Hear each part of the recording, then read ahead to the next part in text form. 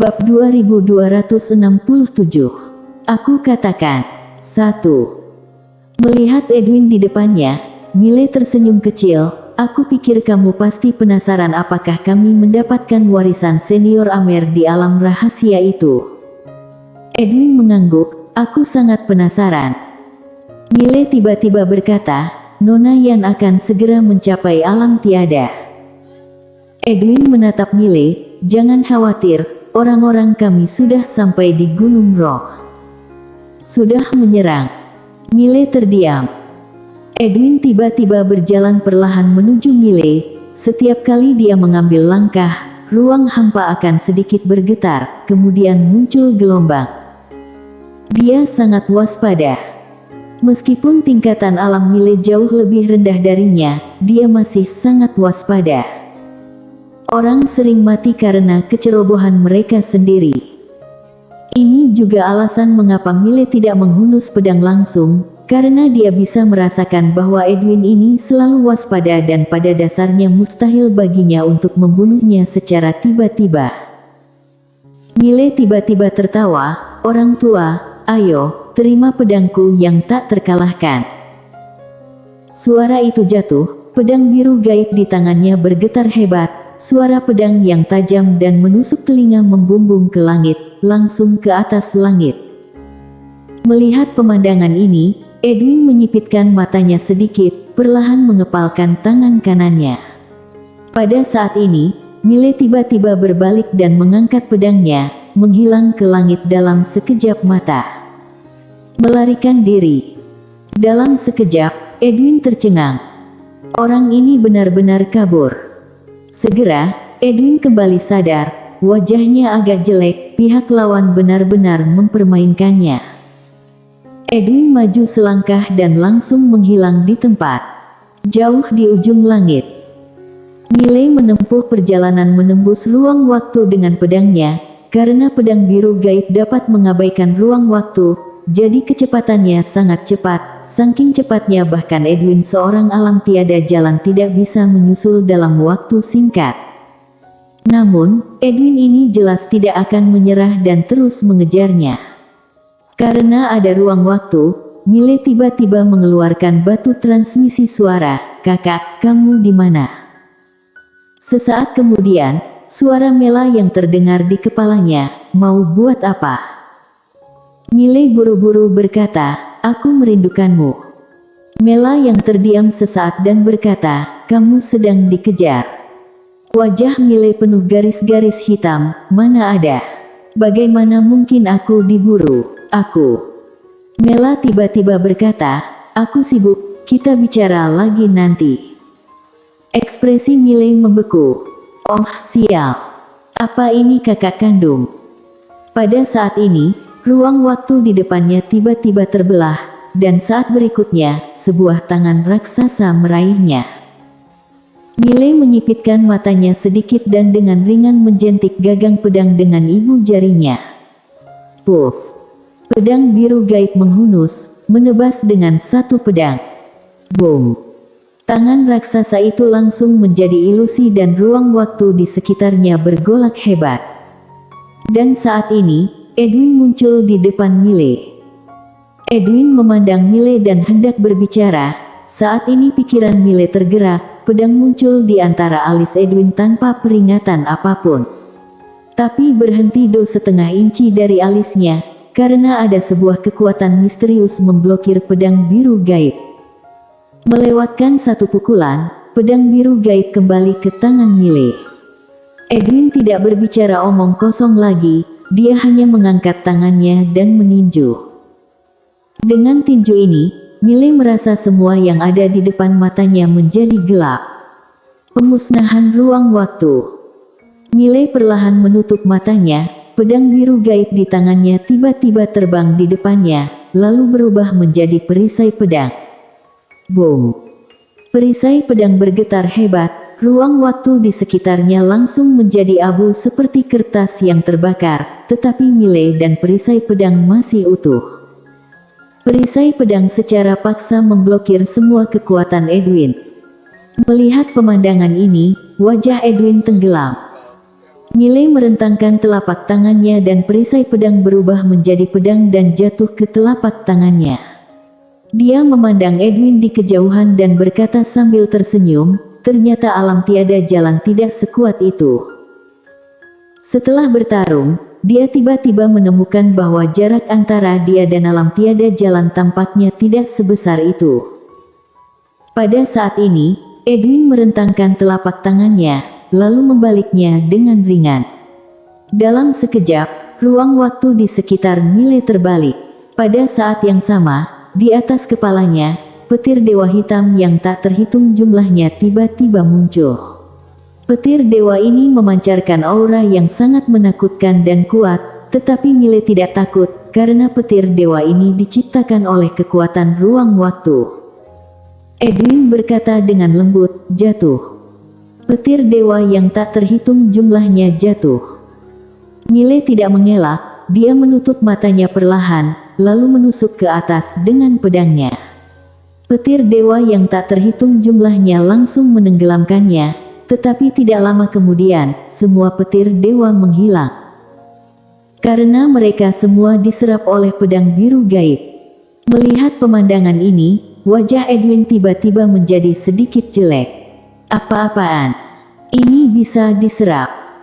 Mile menarik napas dalam-dalam dengan rakus. Dia menemukan bahwa dia dapat menyerap petir dewa ini dengan bantuan pedang biru gaib dan menyerap petir dewa ini benar-benar suplemen super baginya. Beberapa kali lagi, mungkin dia bisa mencapai alam tiada hati. Di kejauhan, Edwin berkata dengan suara dalam, "Monster macam apa kamu?" Haru dikatakan, Mile sedikit mengejutkannya. Apa yang baru saja dia lemparkan adalah petir dewa ruang waktu, yang merupakan keberadaan yang lebih menakutkan daripada jurang ruang waktu. Dan orang ini, bukan hanya dapat mengabaikan petir dewa ruang waktu, tetapi juga dapat menyerapnya. Ini sangat tidak normal. Pada saat ini, Mile tiba-tiba menghilang di tempat dan saat muncul kembali, dia sudah berada di depan Edwin. Edwin sedikit menyipitkan matanya dan meninju. Mile tidak mengelak, membiarkan pukulan itu mendarat di dadanya. Saat tinjunya menyentuh dada Mile, Edwin tiba-tiba merasa tidak nyaman, tetapi saat ini dia tidak mungkin menarik tinjunya, jadi dia hanya bisa meningkatkan kekuatannya. Boom! Mile terbang mundur. Bersambung.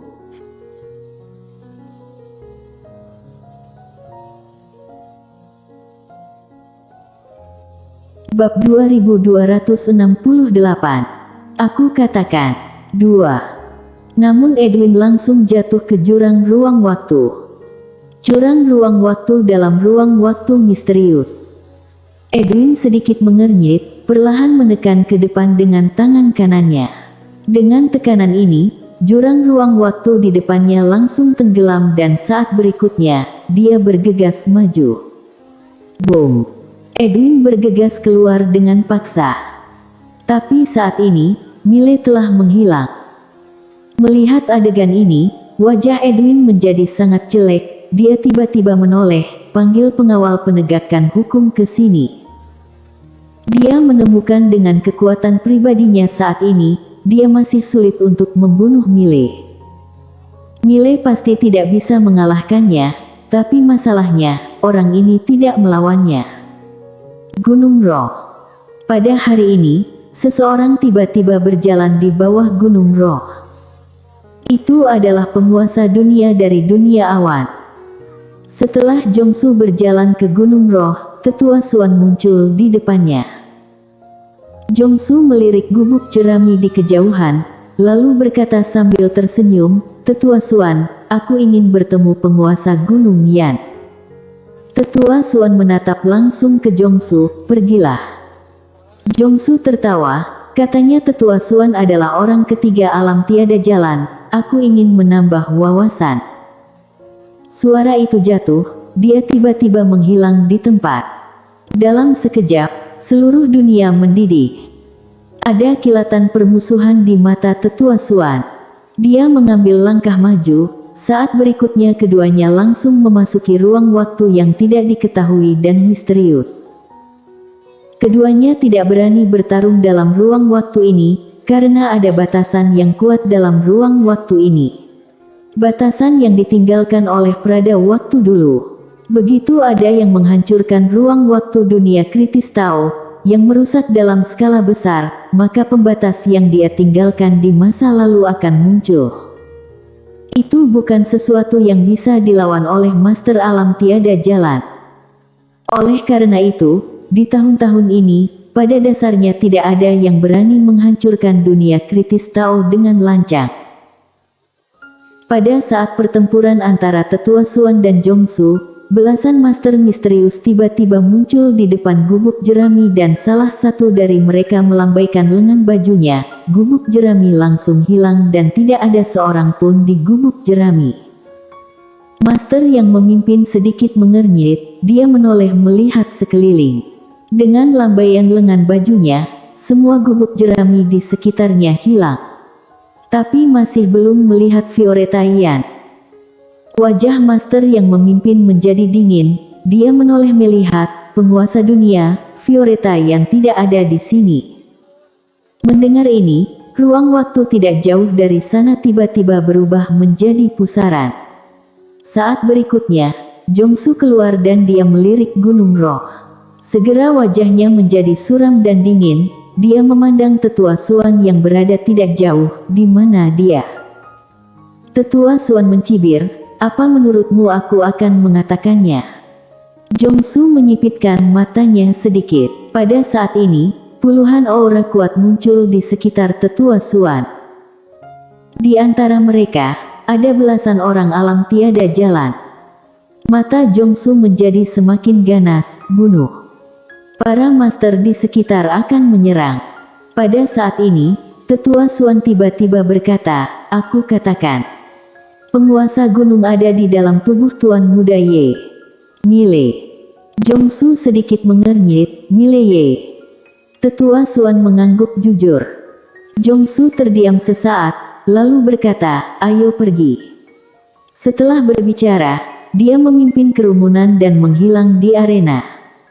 Tetua Xuan memandang ke langit dan berkata dengan nada lembut, bocah, kamu harus bertahan. Mile. Di suatu tempat di langit, Zhongsu memimpin dunia awan dan master lainnya untuk bergabung dengan sekte penegakan hukum. Edwin sedikit mengernyit, di dalam tubuh Mile Ye. Zhongsu mengangguk, wanita itu sama sekali tidak ada di Gunung Roh. Edwin terdiam. Zhongsu berkata dengan suara dalam, wanita itu juga tidak muncul, artinya, pihak lawan kemungkinan besar sedang bergegas mencapai alam tiada. Edwin berkata dengan lembut, apa menurutmu dia bisa mencapai alam tiada dalam waktu singkat? Zhongsu menggelengkan kepalanya, tidak mungkin. Dia bukan Amer. Edwin berkata dengan nada lembut, aku pikir bisa. Zhongsu menatap Edwin, tertegun, kenapa? Edwin berkata dengan suara dalam, Mile ini sangat luar biasa. Pedang di tangannya bukan hanya dapat mengabaikan ruang waktu, tetapi juga menyerap ruang waktu petir dewa.